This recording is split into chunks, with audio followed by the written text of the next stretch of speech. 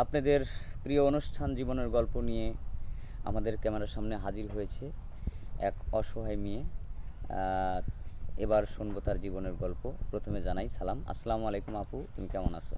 ওয়ালাইকুম সালাম, আসসালামু আলাইকুম। আপু, তোমার বাড়ি কোথায়, তোমার নাম কি, এবং তুমি কেমন আছো দর্শক বিন্দুদেরকে একটু জানো। আম, আমার বাড়ি যশোর। আমার নাম রত্না। আর তোমার পরিবারে কে কে আছে? আমার পরিবারে আছে আমার মা, আমার ছোট ভাই। বাবা নেই? না। তোমার বয়স কত? আমার বয়স 24। আগে কি বিয়ে শাদী হয়েছিল? হ্যাঁ, আগে বিয়ে হয়েছিল, কিন্তু ওখানে 1 বছর ছিলাম। হ্যাঁ। তো হাজব্যান্ড নেশা করতো, মেয়েদের প্রতি তার একটা আসক্ত ছিল, এর জন্য তাকে ছেড়ে দিছি। তুমি ছেড়ে দিয়েছো? হ্যাঁ। তাহলে একটু জোরে বলো, তুমি ছেড়ে দিয়েছো? হ্যাঁ, আমি ছেড়ে দিছি। ও আচ্ছা, মানে স্বামীর সাথে আসলে তোমার ওইরকমভাবে মানে সংসার করা মানে তোমার কাছে মানে অন্যরকম একটা বিষয় মনে হয়েছিল যে নেশা করে। হ্যাঁ, তাকে নিয়ে হয়তো 1 বছর তুমি ধৈর্য ধরে ছিলে। হ্যাঁ, চেষ্টা করেছিলাম যে ভালো পথে আসে কিনা, কিন্তু তার ভিতরে কোনো পরিবর্তন দেখি না। যে আচ্ছা, কারণে তাকে ফ্যামিলির মাধ্যম থেকেই ডিভোর্স করা হয়েছে। ডিভোর্স করা হয়েছে। এখন তোমার পরিবারের মানে পরিবারটা চালায় কে, মানে সংসার চালায় কে? সংসার আমার বাবা যে ইগুলা করে রেখে গেছিলো, যে ব্যবসা করে রেখে গেছিলো, সেগুলা দিয়ে আপাতত চলতেছে। কিছু টাকা জমানো আছে, ওই টাকা দিয়েই কিছু হয়তো হ্যাঁ, হ্যাঁ। চলতেছে আর কি তোমার হুম। মা।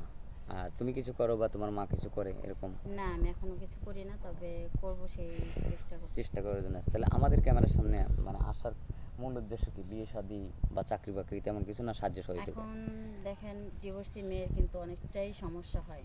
সে তার বাইরে বেরোতে সমস্যা, ঘরে থাকলেও সমস্যা।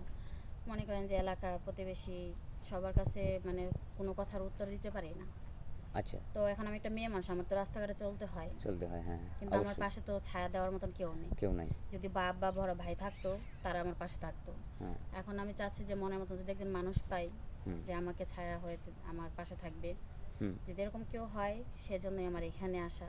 আচ্ছা। তাহলে তাকে বিয়ে করব। এখন মনের মতো পেতে হলে মানে কেমন বয়সের, হয়তো ইয়ং, স্মার্ট, সৌন্দর্য? এখন বয়স যেমনই হোক, বয়স দেখে কিন্তু কারোর যোগ্যতা যাচাই করা যায় না। আমার কথা হলো একটা, যে বয়স যেমনই হোক তাতে আমার কোনো প্রবলেম নেই। মোট কথা যে আমি ছাড়া তার লাইফে আর কেউ থাকতে পারবে না। মানে বুঝতে পারছি, তুমি ছাড়া ওর লাইফে কেউ থাকতে পারে যাতে তোমাকে কেয়ার করে, ভালোবাসে, ঠিক হ্যাঁ, আছে? তুমি তোমার ছোটোখাটো আশা স্বপ্ন সব কিছু হ্যাঁ। পূরণ করার আমার চেষ্টা করে। আমার তার বাড়ি ঘর, টাকা পয়সা এসবের প্রতি কোনো লোভ লোভ লালসা লালসা নাই, নেই। শুধু স্বামীর ভালোবাসা। সে আমাকে সম্মান করবে। হ্যাঁ, আচ্ছা। একজন স্ত্রী হিসেবে যে যোগ্য সম্মানটা দেওয়া দরকার সে দিবা, আমি তার জন্য সব কিছু করার চেষ্টা করব। Thank you. খুব ভালো কথা, খুব ভালো লাগলো। এখন তুমি কেমন ফ্যামিলি চাচ্ছ, যৌথ ফ্যামিলি না সিঙ্গেল ফ্যামিলি, যে শুধু স্বামী সিঙ্গেল নিয়ে সুখে থাকতে ফ্যামিলিতে চাচ্ছ? কিন্তু যৌথ ফ্যামিলি অনেক ভালো, কারণ সেখানে ঝগড়া ঝামেলা, তার মধ্যে খুনসুটি সব কিছু কিন্তু থাকবে। কিন্তু একা একিত্ব জীবনটা কিন্তু বড়ই কষ্টের। বড়ই কষ্টে যে স্বামী স্বামী থাকবে, তার বাবা মা থাকবে না, তার বাবা মাকে আমার নিজের বাবা মাকে মতো দেখবো, হ্যাঁ, একটা অবশ্যই। মানে সুন্দর একটা পরিবেশ, সুন্দর একটা জীবন তুমি চাচ্ছ আর কি। হ্যাঁ। তো ঠিক আছে, সমস্যা নাই। এখন হচ্ছে তোমার ভিডিওটা পাবলিক করা হচ্ছে, দেশ বিদেশে আমাদের অনেক দর্শকবিন্দু আছে যেটা আমাদের এই চ্যানেলটাকে অনেকেই দেখে। তো তোমার ভিডিও পাবলিক করার পর তোমাকে চাবে, তখন তোমাকে কিভাবে পাবে? তোমার কোনো পার্সোনাল ফোন আছে? এখন দেখেন, আমার তো কোনো পার্সোনাল ফোন নেই। কারণ যদি আমার ফোন আমি, হ্যাঁ, আগে চালাইতাম, যদি বলে যে না, এখনকার যুগে কেউ মেয়ে ফোন না চালায় নাকি, হ্যাঁ আমি চালাইছি। কিন্তু যেদিন থেকে আমার হাজব্যান্ডের সাথে আমার অশান্তি হয়েছে, তো আমি চাইছি যে আমি আর কোনো ফোন ইউজ করব না।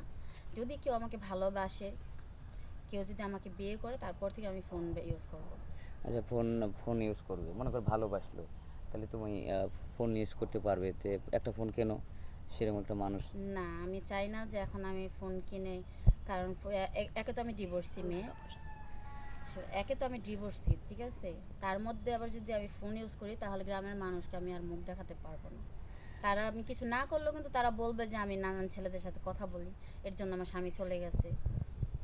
সুপ্রিয় দর্শক, শুনলেন এই মেয়েটির মুখ থেকে তার জীবনের গল্প। আর স্কিপ বাড়াবো না, কেউ অযথা ভিডিও কল দিবেন না। এই মেয়েটার কোনো পার্সোনাল ফোন নাম্বার নেই, যদি কেউ ফোন কল করেন আমাদের স্ক্রিনে আমাদের নম্বর দেওয়া থাকবে।